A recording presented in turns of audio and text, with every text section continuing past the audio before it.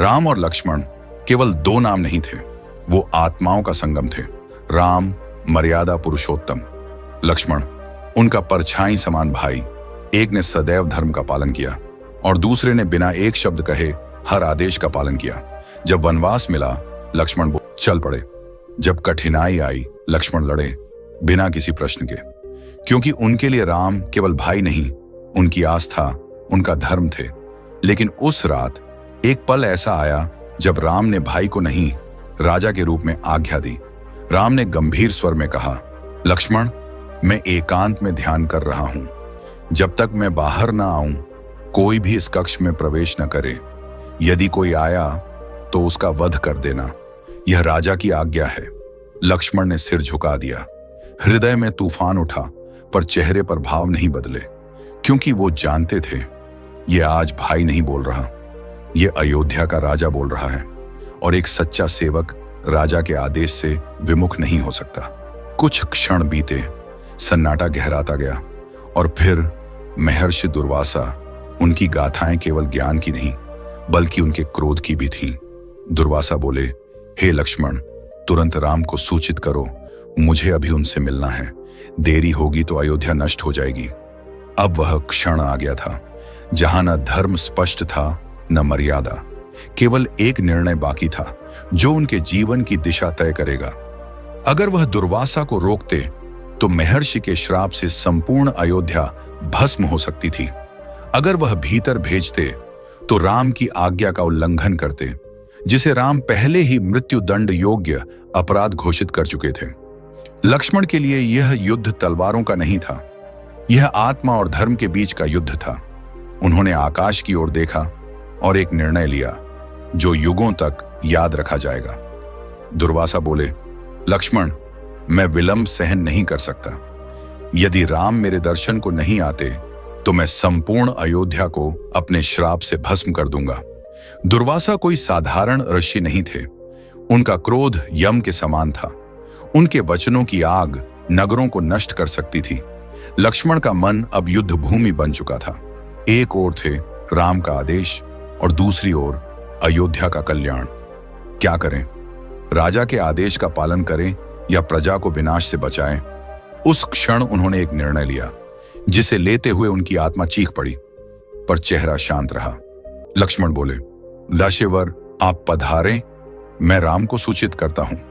लक्ष्मण धीरे धीरे उस द्वार को पार करते हैं जिस द्वार पर उन्होंने स्वयं एक रेखा खींची थी। आज वो ही रेखा वो स्वयं लांघ रहे थे। हर पग उनके हृदय को छेद रहा था। हर कदम उन्हें राम से दूर ले जा रहा था। उन्होंने केवल एक द्वार नहीं पार किया था, उन्होंने अपने धर्म, अपने भाई के विश्वास और शायद अपने जीवन का समर्पण कर दिया था। राम ध्यानस्थ थे। लक्ष्मण प्रवेश करते हैं। राम आंखें खोलते हैं। दोनों की नजरें मिलती हैं और समय थम जाता है। राम गंभीर स्वर में बोले, लक्ष्मण, तुमने वचन का उल्लंघन किया है। मैंने स्पष्ट कहा था जो भी इस एकांत में आएगा उसका वध होगा। अब बताओ मैं क्या करूं? और फिर लक्ष्मण ने वो कहा जिससे सुनकर स्वयं समय भी रुक गया। लक्ष्मण बोले, प्रभु, यदि आज एक राजा ने आज्ञा दी है तो आज से मैं राम का भाई नहीं, केवल एक सेवक हूं जो अपना अंत स्वयं चुन लेगा। राम के चेहरे पर गहन पीड़ा था, लेकिन वे मौन हैं। उस दिन दो भाइयों के बीच एक ऐसी रेखा खींच गई जो प्रेम से नहीं, धर्म और मर्यादा से बनी थी। लक्ष्मण ने केवल एक निर्णय नहीं लिया था, उन्होंने राम से स्वयं को अलग कर दिया था। जिस राम के लिए उन्होंने वनवास का कष्ट भी हंसकर सहा, जिस अयोध्या को उन्होंने जीवन भर अपनी तलवार से सुरक्षित रखा, आज उसी अयोध्या को पीछे छोड़कर लक्ष्मण जा रहे थे एक ऐसे पथ पर जहां से लौटना नहीं होता। उनके हाथ में न शस्त्र है न कोई कवच, केवल आंखों में आंसू और मन में मौन।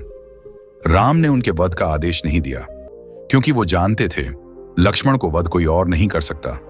वो स्वयं अपने प्राण त्यागेंगे। सरयू नदी के पास एक शांत स्थान पर लक्ष्मण बैठते हैं और जल को देखते हैं, मानो जीवन की अंतिम छवि को आत्मसात कर रहे हों। हे प्रभु, यदि इस जीवन में कुछ पाया तो आपके चरणों में, अब जो शेष है उसे भी आपको अर्पित करता हूं। मैंने एक वचन तोड़ा, अब मेरा कर्तव्य है कि मैं शरीर भी त्याग दूं। वो अपनी आंखें बंद करते हैं और ध्यान में लीन हो जाते हैं। क्षण भर में एक दिव्य प्रकाश चारों ओर फैलता है और फिर एक तेजस्वी रेखा आकाश से उतरी। देवता भी नतमस्तक हुए। लक्ष्मण का शरीर शांत हो गया, लेकिन आत्मा अमर हो गई। राम महल में खड़े हैं और उन्हें एक सेवक से समाचार मिलता है। सेवक कांपते स्वर में बोला, राजन, लक्ष्मण सरयू में समाधि ले चुके हैं। राम वहीं स्थिर खड़े रह जाते हैं। उनकी आंखें खाली हो गई हैं, मानो सब कुछ उसी क्षण चला गया हो। राम, जो कभी न डगमगाए, आज उस राजा के पैर थरथराए, क्योंकि आज भाई नहीं गया था, आज उनका जीवन चला गया था। राम धीरे से दीवार के सहारे बैठ जाते हैं और एक गहरी सांस छोड़ते हैं। राम टूटी हुई आवाज में बोले, लक्ष्मण, तुम गए नहीं हो, मैंने तुम्हें स्वयं खोया है, क्योंकि आज मैंने आदेश नहीं दिया था। मैंने अपने प्राणों को विसर्जित किया था अपने ही शब्दों से। वो क्षण जब अयोध्या का सबसे बड़ा योद्धा चला गया और राम, जो भगवान माने जाते हैं, एक टूटा हुआ भाई बन गए। लक्ष्मण के बिना अयोध्या अधूरी हो गई थी, जैसे शरीर से आत्मा निकल जाए, जैसे दीप हो पर लौ ना हो। राम, जिन्होंने सदैव धर्म निभाया, अब एक ऐसे दुख में डूब चुके थे जहां धर्म भी उन्हें सांत्वना नहीं दे पा रहा था। राम के आत्मा से आवाज निकली, लक्ष्मण गया और साथ ही सब चला गया। अब ना राज्य में रस है, ना जीवन में उद्देश्य। जिसके साथ मैंने वन काटा, जिसने मेरे साथ सीता की पीड़ा देखी, जिसे मैंने एक बार भी धन्यवाद नहीं कहा, वो चला गया। राम जानते थे ये जीवन अब अधूरा है और अधूरे जीवन से बढ़कर मृत्यु में पूर्णता होती है। राम अपने मंत्रियों और भाइयों को बोलते हैं, मुझे जो करना था मैं कर चुका हूं। राज्य अब भरत को सौंपा जाए और मेरी अंतिम यात्रा का समय आ गया है। शत्रुघ्न बोले, भैया, आप ऐसा कैसे कह सकते हैं? अयोध्या आपको कैसे छोड़ेगी? राम ने जवाब दिया, अयोध्या तब जीवित थी जब लक्ष्मण था। अब ये नगरी सिर्फ ईंटों की बनावट है। अब मुझे मेरे लक्ष्मण के पास जाना है और उस सीता के पास जिसे मैं छोड़ आया था। राम सरयू नदी की ओर जा रहे हैं, सफेद वस्त्र में, नंगे पांव। हजारों लोग पीछे हैं, पर वो केवल एकांत की ओर चल रहे हैं। जिस राम ने जीवन भर त्याग किया, अब अंत में स्वयं को भी त्यागने चले थे। राम खड़े होकर जल की ओर देखते हैं। उनके चारों ओर आकाश से देवता प्रकट होते हैं। वो प्रभु, जिन्होंने अवतार लिया था, अपना कार्य पूर्ण कर चुके थे। अब वे लौट रहे थे, वहीं से जहां से वे आए थे। राम जल की ओर देखते हुए बोले, हे सरयू, अब तू ही मेरी मां है, तू ही मेरा मोक्ष है। मैं राम नहीं, अब पुनः श्री हरि हूं। राम सरयू में प्रवेश करते हैं और धीरे धीरे उनका शरीर जल में विलीन हो जाता है। एक तेज प्रकाश फैलता है और यहीं समाप्त होती है वो कथा जिसने प्रेम, त्याग और धर्म की सबसे ऊंची मिसाल खड़ी की।